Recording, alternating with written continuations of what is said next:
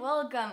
In this video, I'm going to talk about a very curious phenomenon that involves a series of Romanian verbs, and I'm referring here to verb doublets that share the same base form but follow different conjugational patterns. So, when conjugating Romanian verbs, some of the verb classes, namely verbs that end in the infinitive in a, I, and u, are divided into two main groups: verbs that do not take an infix and verbs that take an infix between the verb stem and the personal endings. And let me first explain what infixes are.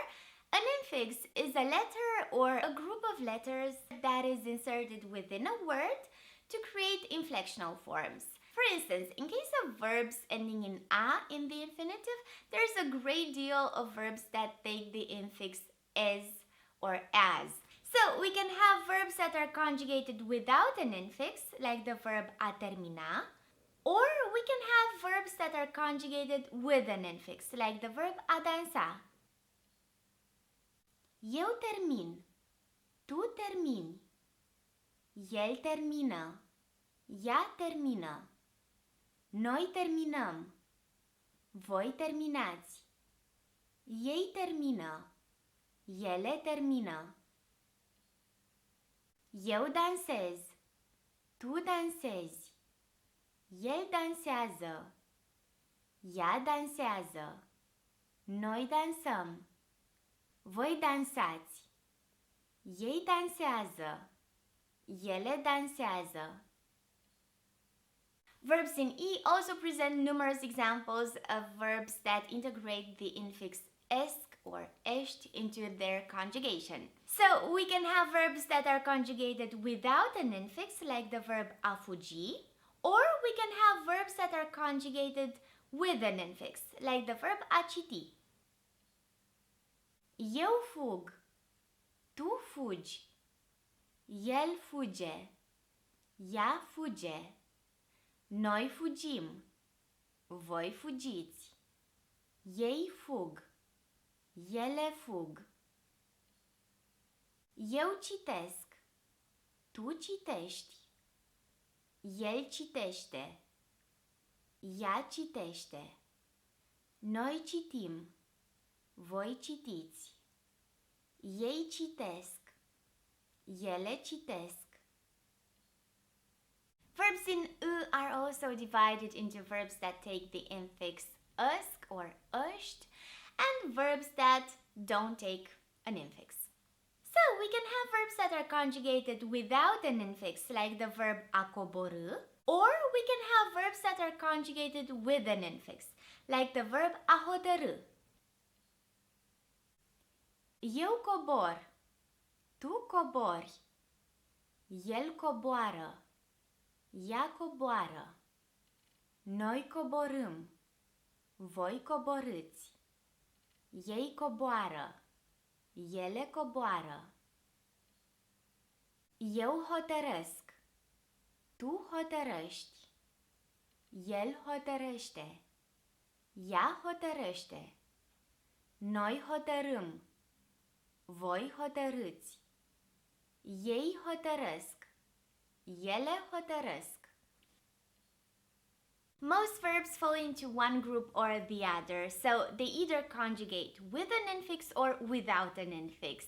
But there are certain verbs that couldn't really find their way into one of the groups yet, so they kind of oscillate between the two for a while. For example, the reflexive verb a se strădui is accepted in both forms, with or without an infix.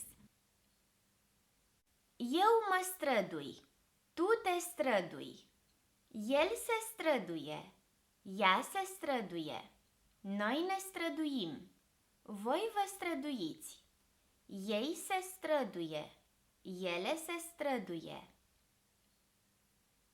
Or, eu mă străduiesc, tu te străduiești, el se străduiește, ea se străduiește, noi ne străduim, voi vă străduiți, ei se străduiesc, ele se străduiesc.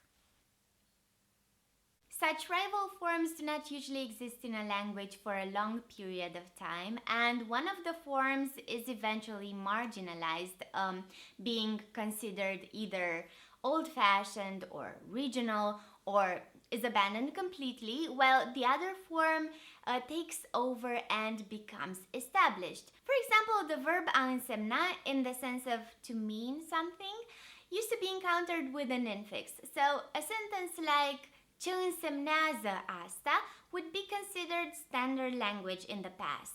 But nowadays this form is considered to be outdated and the variant without an infix has taken over. So correct is ce înseamnă asta. However, there is this very cool phenomenon, and this is where I wanted to get at all along. Some of the verb doublets find a way to coexist by becoming stylistically or semantically specialized, which means that the same verb will express different things if it's used with an infix or without an infix. So let me give you some examples. Let's start with the verb a însemna. So we've already established that it is used without an infix in the sense of to mean something. Cuvântul acesta nu înseamnă nimic. But it can also be used with an infix in the sense of to write down or to make notes. Or it can also mean to mark a spot, for example. Femeia își însemnează gândurile în jurnal. Grădinarul însemnează locul unde trebuie să sape.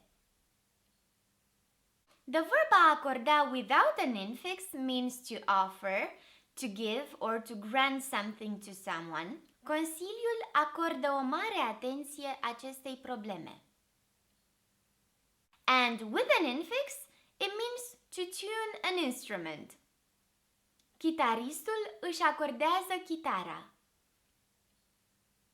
The verb a reflecta without an infix means to reflect light, sound, energy, etc.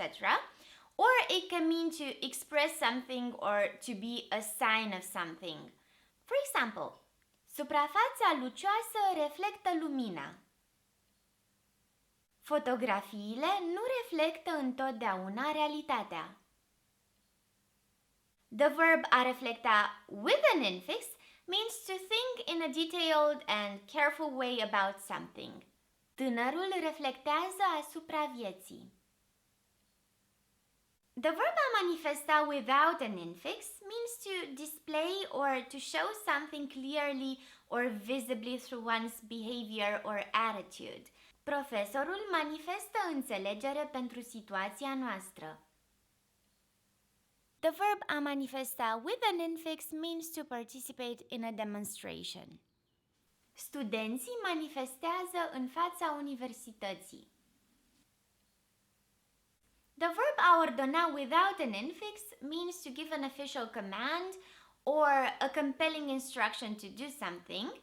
Capitanul ordonă eliberarea ostaticului. The verb a ordona with an infix means to arrange things in a particular order or according to certain criteria. Elevii ordonează cronologic evenimentele istorice. And one more example, this time of a verb in I. The verb a îndoi without an infix means to bend something. For example, copilul îndoaie piciorul rănit cu dificultate. And the verb a îndoi with an infix, usually reflexive, so a se îndoi, means to doubt or to not be certain about something. Șeful se îndoiește de loialitatea angajaților. Alrighty, that's about it for now. I really hope you enjoyed watching this video and that you've learned something new. As always, if you have any questions, please leave them in the comments and I'll get back to you as soon as possible. Be happy! Ba, ba, ba, rum, ba.